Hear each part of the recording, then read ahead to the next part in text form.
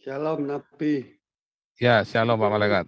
Iya, mungkin yang ngacu itu gini Pak. Pak mengacu dari saya sendiri juga kurang jelas isinya, enggak tahu di mana ayatnya apa. Tapi kan ada apa namanya bendahara yang tidak jujur itu akhirnya kan memberikan kepada yang utang itu 10 kati minyak disuruh nulis 5, 10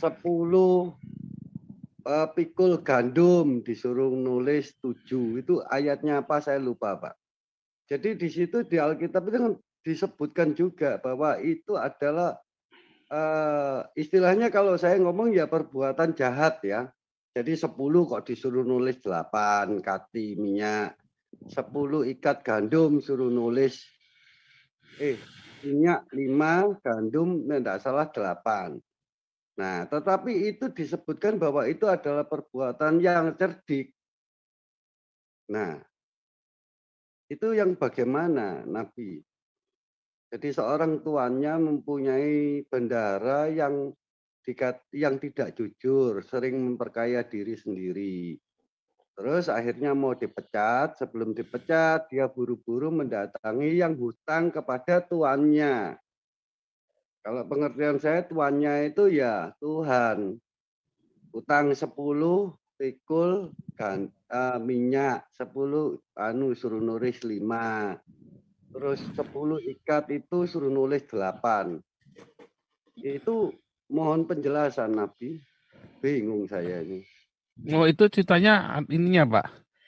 Itu adalah sebuah perumpamaan, bukan berarti oh ini utangnya ini bisa bukan Pak. Bukan, itu maksudnya adalah perumpamaan tentang uang. Bagaimana Ya, si bendahara mamon. ini, Betul. ya Mamon pokoknya itu tentang uang masalah Pak, tentang mamon. uang. Ya, Ya. bagaimana bagaimana kita jangan dikendalikan oleh uang, tetapi kita bisa mengendalikan uang itu Pak. Ya kan? Iya, Sehingga iya. uang itu bisa untuk menjalin persahabatan. Artinya jangan pelit, ya kan? Nah, iya di mana hartamu ada di situ hatimu melekat. Terus kan Iya, disebutkan lagi disebutkan gini-gini Nabi. Saya itu disebutkan bahwa apa? Ya intisarinya itu bahwa itu kan perbuatan tidak jujur gitu loh. Istilahnya, lah kalau gitu apa bedanya dengan money laundry, Pak? Apa bedanya dengan nyumbangkan kita ngerampok 100 terus disucikan uangnya menjadi uang itu hasil rampokan menjadi uang berkah. Apa bedanya dengan itu, Nabi?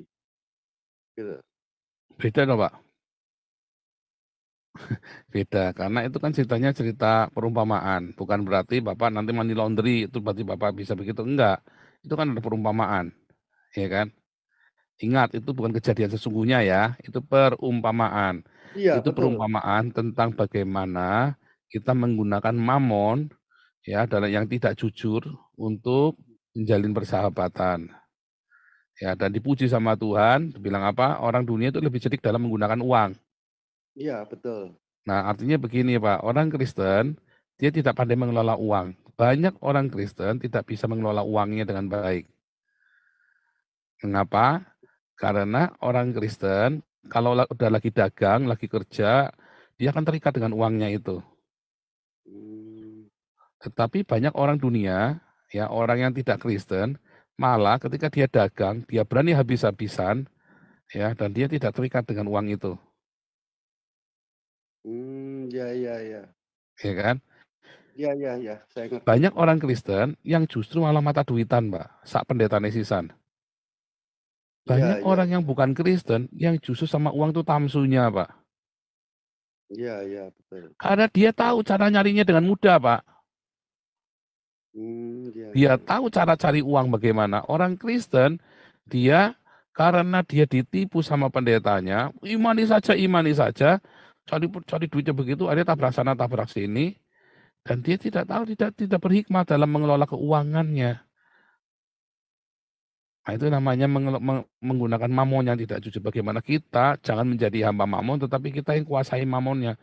Dan itu pada kenyataannya banyak pengusaha-pengusaha sukses yang dia bukan anak Tuhan, ya walaupun orang Kristen kan bisa saja Kristen KTP segala macam, tetapi pokoknya dia tidak di dalam Tuhan, tetapi karena dia mengelola uang, dia punya skill di dalam keuangan.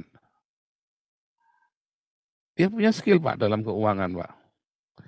Nah kemudian dia kelola. Sedangkan orang-orang Kristen karena dia nggak punya skill dalam keuangan, akhirnya dia malah terjerat hutang, terjerat macam-macam Pak. Dia malas, dia apa.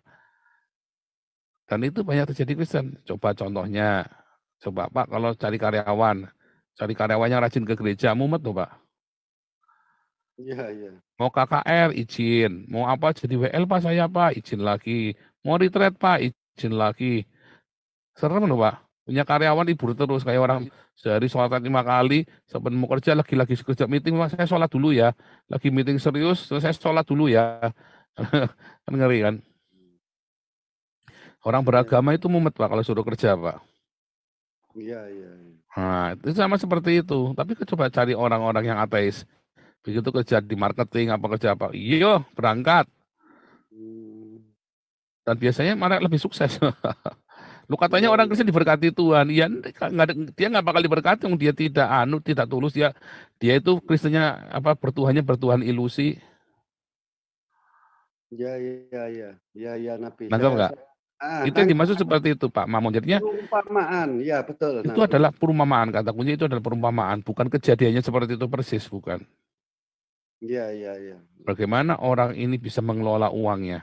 Dan bagaimana dia bisa cepat-cepat bersih-bersih dengan masalah uang itu.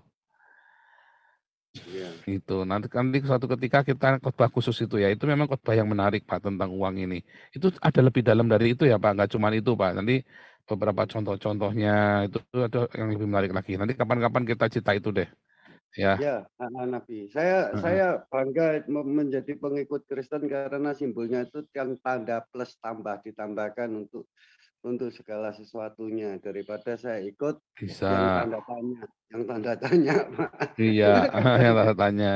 Nah, simbolnya kan tanda tanya, Pak. Saya enggak mau ngomong, Pak. Mm-mm. Shalom, Nabi. Ya, Tuhan Yesus Sukses. memberkati.